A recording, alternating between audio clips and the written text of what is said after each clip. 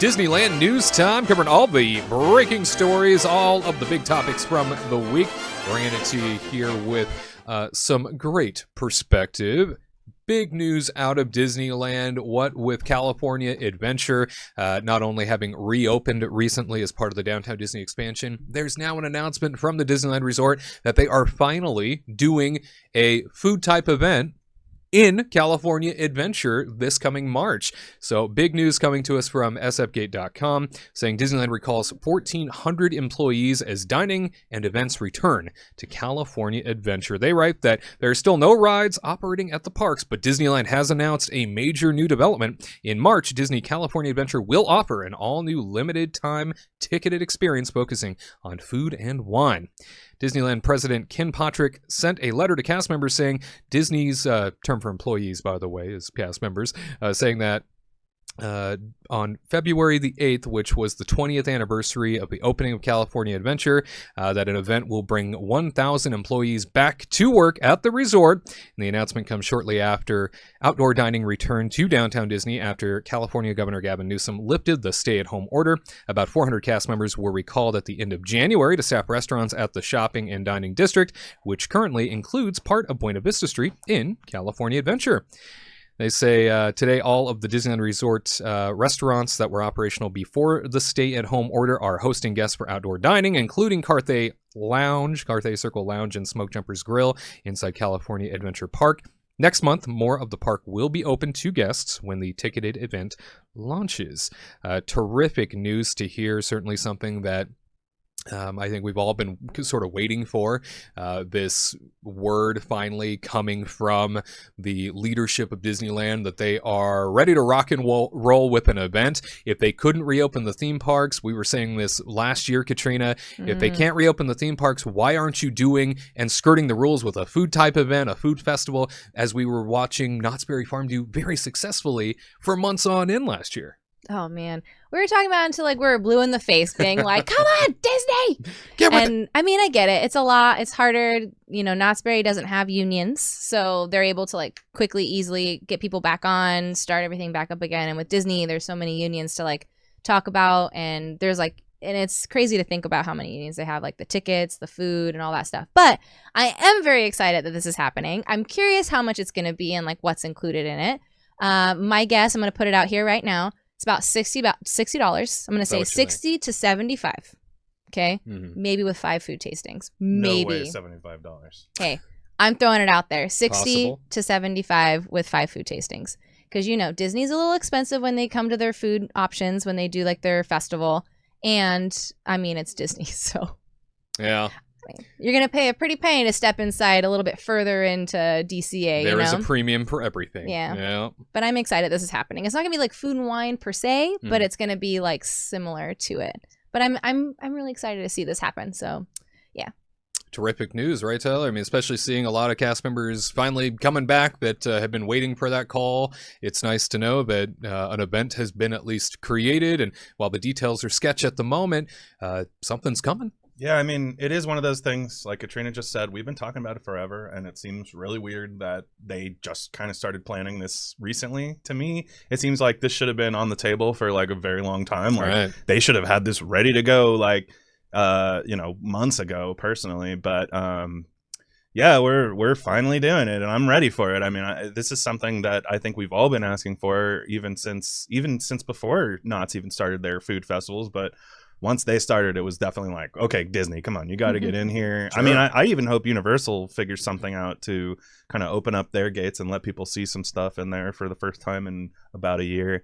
But it's very exciting. I'm happy for the people who are going to be asked back as long as they are ready to work. I mean, I'm sure a lot of people are raring to do it. So it's going to be very exciting to see this unfold. Yeah, it'll be really cool to get everybody back in the mix. And I know that I think Disney was probably, for the reason why they probably never pulled the trigger, from an operational standpoint, I would imagine that they were anticipating that they were going to have an upper hand at some point and be able to reopen the parks the way they wanted to. I mean, we obviously know this going all the way back to July of last year, that they thought they were going to open on Disneyland's birthday in July in 2020. It's a really good idea. Yeah, that certainly never occurred. And then more delays. And, if you've watched the show through 2020, you definitely know the coverage of the ups again, the downs agains with the state of California and them admitting that they were working with theme parks, and then we came to realize,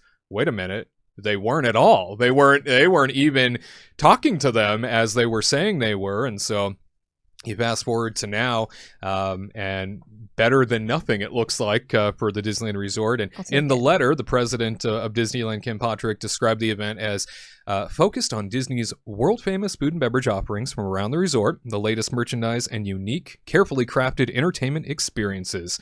And though he was careful not to use the word festival, the timing and description hint that the event will be a scaled-back version of the Food and Wine Festival that before the pandemic happened at California Adventure every March. And I remember last year they kept those food shacks around for months in all of the overhead footage, and anybody that was able to get photos within the park after they had shut down, we saw that those food shacks remained, I think, all the way through up until like almost fall, and then they disappeared. Yeah, I thought it was like summer, and then they started like slowly taking them away, and then it was like August or something like that, right? Pulled my heartstrings, and it's like, oh well, nope.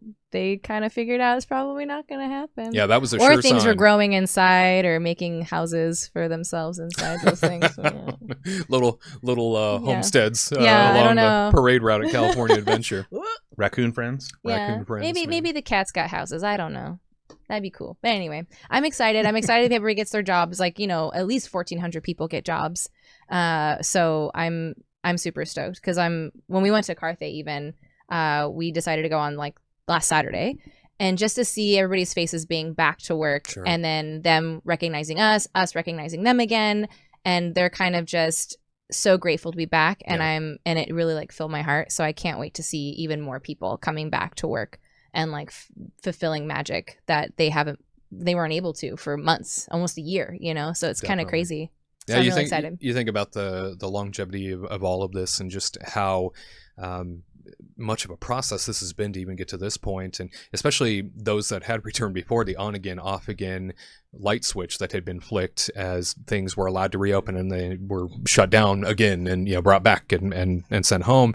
That messes with a lot of mental health as well. And so you think about those folks that might be coming back after almost an entire year away, and that human contact matters a lot too. And we've been in a lifestyle that has required us to be at least 6 feet away from people for a long time at this point. And I'm sure now being able to get cast members back to work, cast members back into the game, as it were, knowing that Disney's been able to do it safely out east, and that they can adapt that into a food event strategy here is pretty cool.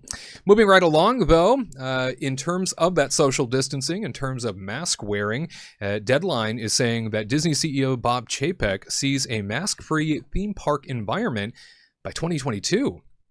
In fact, Disney's CEO Bob Chapek anticipates Disneyland and other parks in 2022 may be mask-free and without any sort of social distancing for a COVID-free vaccinated populace.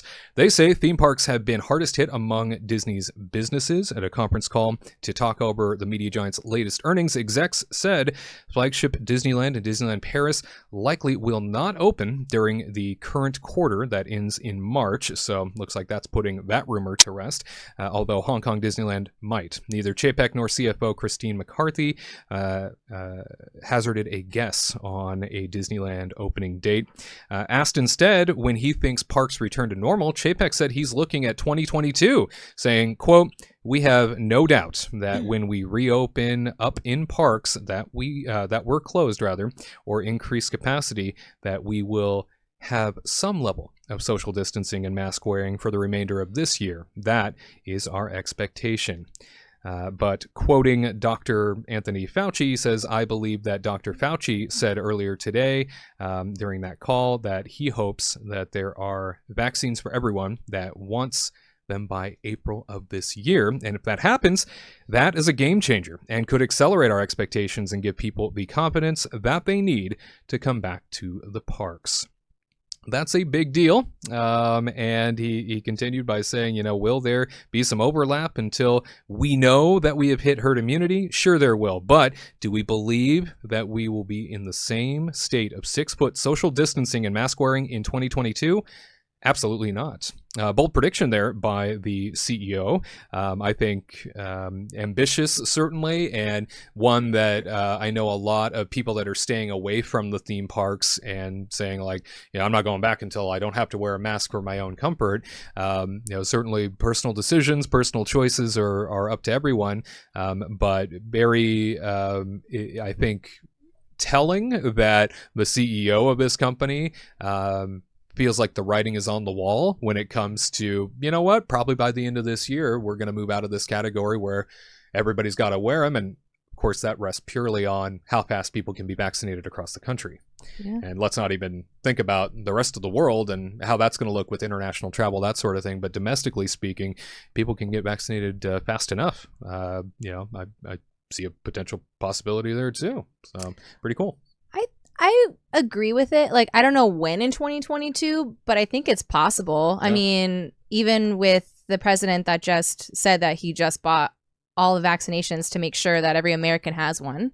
Because, like, right now in LA, like, we're running out and they shut down, like, Dodger Stadium and stuff for it. But I have, like, no doubt in my mind if, like, everybody got a vaccination and then hopefully see it drop off by like fall of this year to see like a good decline. And then hopefully if everybody does what they need to be doing, then probably spring of 2022, I could see like, yeah, sure. Why not? Like maybe no mask, but still like social distance, maybe possibly. Optimism's good. Yeah. Yeah. Yeah, optimism is good. I also feel like people shouldn't get too optimistic because like Bob Chapek doesn't know what he's talking about. Like let's be real. Like, yeah, he can look at Dr. Fauci and say like, okay, well, if Dr. Fauci says we're going to be getting, vaccinations by April, then we're good. Like that's what he's doing. Yeah. He's just armchair, quarterbacking right now. So like Chapek, you're cute and all. Just let these scientists do their job. Because I think it's reasonable that we could see that in 2022. But I mean, listen, that's his job though to like sugarcoat things. That's what to, he's like, trying. Give that's people exactly hope, right? what I'm trying to say. 2022 doesn't seem that far away, right? Not in 2025. You're like, oh God, like this is gonna be like the worst. So that's exactly what I'm trying to say. Is like he's not only trying to make the customers happy, but he also has a bunch of people that own stock in Disney that he has to make happy. So he's just gonna say whatever he has to say to make people like stick around to be on board with their situation. So I mean, it's nice to be optimistic, and I'm not going to say he's wrong about that, but at the same time, these are the same people who said that Disneyland would be open last July. So let's not get too excited by this information is all I'm trying to say. Like, it's a very real possibility, but also this is a man with no hair talking to us here. No, I'm just kidding. No, I don't care about his hair. No, he's got beautiful hair. Like Larry David said. I mean, listen, I trust The Rock. He's cool. I trust The Rock, yeah. I don't trust Vin Diesel, though. He seems very suspicious. I don't trust either of them. Larry David considers an attack on bald people basically hateful. So no, listen. I have nothing against hairless men. What he needed to do. I would say if he said, by this year, 2021, I'd be like, Chapek, shut your mouth. Like, that's impossible. 2022, I mean, it's Disney, right? They'll just say, like, we never said anything like that. What are you talking about? Sweep it under the rug. Boop, boop. There's an entire, possibility that based on all the variables at play here that that could be a reality, certainly. And, we didn't anticipate what happened in 2020 happening as fast as it did. Who knows, and I like the fact that he is trying to be optimistic, but they're absolutely right, Tyler and Katrina.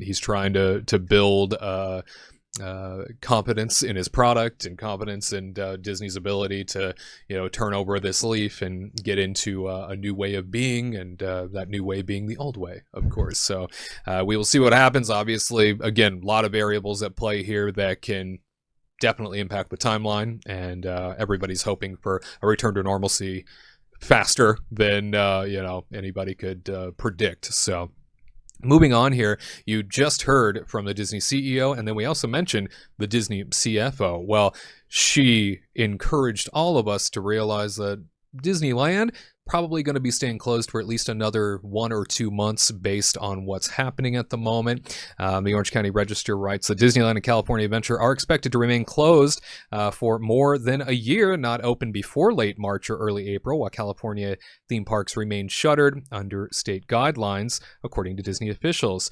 The Disney CFO says our current expectation is that Disneyland and Disneyland Paris will be closed for the entirety of the second quarter. McCarthy, the CFO, commented on the continued closure of Disney's Anaheim theme parks during a conference call with analysts on Thursday, February 11th. And Disney's second quarter typically ends between March 28th and April the 2nd. It is hard to believe that, a year will have passed here pretty quick since Disneyland officially shut down. And I know that people are eager to get back to the original Magic Kingdom, and this baby step of reopening California Adventure in a food event capacity is at least inching in that direction, which is good news. Yeah, I don't know if we're going to, again, variables play out here. This week it was announced that, as we were talking about last week, the recall petition for the governor of California was getting close. It successfully passed the threshold this week, and that might play into a lot of what's going on too, based on how quickly the recall election can be moved into place and how votes will be thrown out there and who moves into that position, potentially replacing him based on what might occur. So Bob Iger. All of it, yeah. Wouldn't that be a twist? Oh my gosh, that'd be the best. Oh, that'd be the best season finale ever. Right? Take that. All right. Entirely possible, but now Disney making sure everybody realizes that at least for another 1 or 2 months, Disneyland will remain closed indefinitely. So if you were hopeful that it was going to be March, they did say some things before the beginning of 2021 that indicated there could be a potential reopening within that time frame before the March date. In fact, we even spoke about it here and sort of discussed what they were referring to the last time and how if tier-wise, our color system that we have here for COVID-19, if we were able to get into a certain color tier within the allotted time period, then there could be a potential to reopen a place like Disneyland by March, but it was very lofty of a goal, very much a lofty goal and a very optimistic one that just doesn't seem to be panning out yet. However, we do also know that legislation has been drafted by California lawmakers to try and override the governor with reopening Disneyland and theme parks of its size by a different colored tier, so sooner. Basically, I don't want to go through all the tiers for people because if you don't live in this state, it doesn't really matter to you, but at any rate, they wanted it to be basically the lowest tier before Disneyland could reopen. Now California lawmakers want it to be just a tier higher is all. So at any rate, lots of variables, and we will see what happens there. And the Disneyland annual pass holder program was also talked about this past week during the earnings call, and Disney CEO Bob Chapek said that the sunsetting of the program, as we all know, annual pass holders in California have basically been wiped out. They wiped the slate clean and said, we're going to start over. And so they created this legacy pass holder title in the interim, so between now and whenever they come up with a new annual pass holder program. But Bob Chapek said the following: you've all seen several announcements about things that we've done recently that may have been hearsay prior to the pandemic, like the recasting of our annual pass program at Disneyland and reconsidering the overwhelming demand we have relative to supply. With everything we do, the first lens we look at is to exceed guest expectations. It's very tough when your park has more demand than supply, and we have to put limits on it.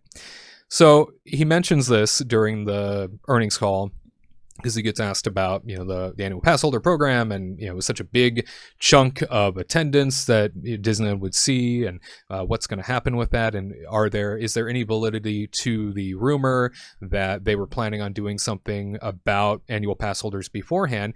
He's casting this now as hearsay, that there was no real idea to strip it of anything, to do anything to the program. That's all, you know, hearsay. But now, because of COVID and the situation that they're in, they now feel they have to do something.